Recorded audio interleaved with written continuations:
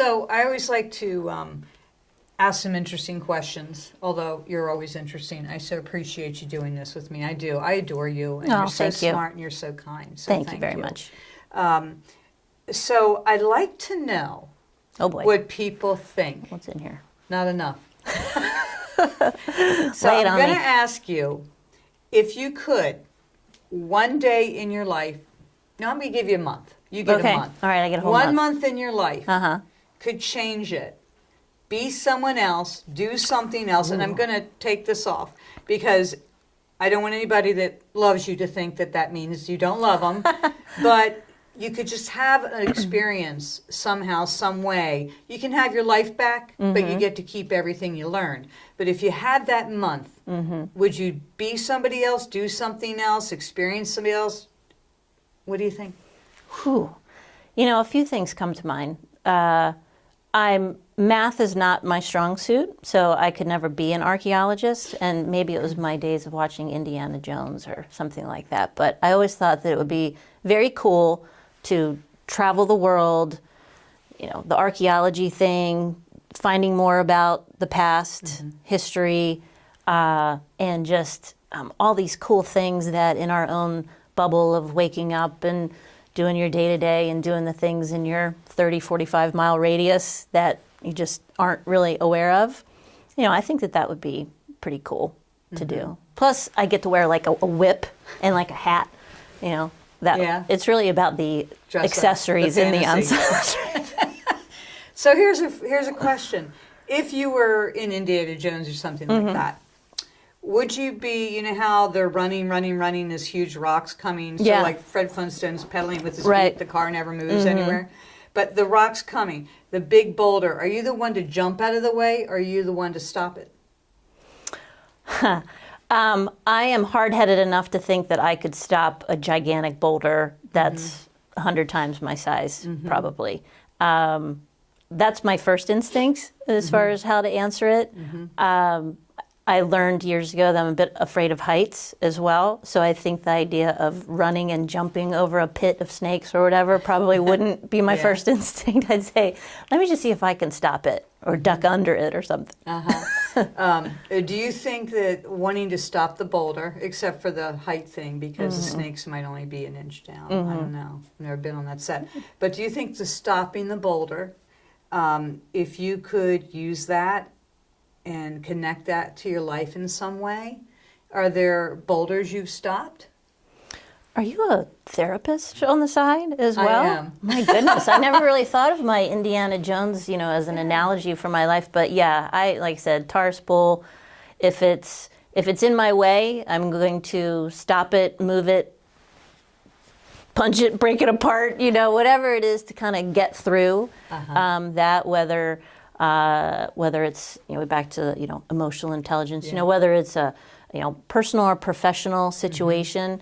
Of course, you have that initial, you know, breakdown, meltdown, but then something kind of clicks usually, and it's game face. It's, okay, you know what, this is what we have to deal with. Let's figure out how we can move this boulder, break it down into smaller pebbles that we can deal with more easily. So yeah, I think the tenacity, work ethic, which, you know, I inherited from my folks. Yeah. So thanks for that. That was like free, you know, therapy right there. I appreciate it. You know, I just thought it was interesting. I probably would jump. Yeah. And look for a different solution because I don't think I'm strong enough for that boulder. But I like your idea of breaking it down because I think that's what we do as business owners. And we do as partners in life and everything else, is figuring out how to take that insurmountable something in front of you and divide it so that you can work on each part and fix it. You know, you've been in business like 20 some years, I've been in business 30 some years, and you know, people always say, you know, what's your secret to success?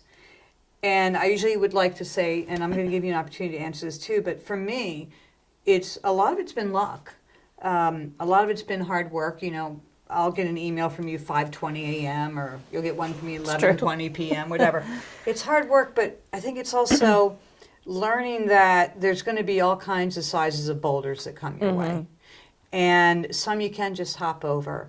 And some you feel are going to be all-consuming or the end of your business or whatever it may be. Like when you first started and all the ad agencies and everybody, the big days of, hire an ad agency, let them use all of us and mark it up 45% and sell it like their own are gone. We don't have as much marketing capital going around the U.S. and as much money to spend on that kind of stuff.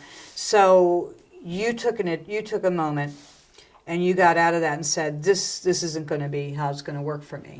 And I would assume that's a defining moment in starting your company.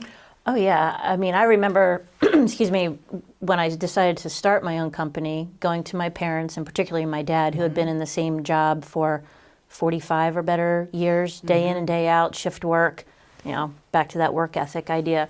And so here I went to him and said, I'm going to leave XYZ organization that had all the benefits and all the good stuff and say, I think I want to start my own business. And he kind of looked at me and said, are you crazy? You got all these benefits and it's, job security. And I said, yeah, but I don't like it anymore. And I don't feel like there's really a path for me going forward. And he said, okay, well, go for it.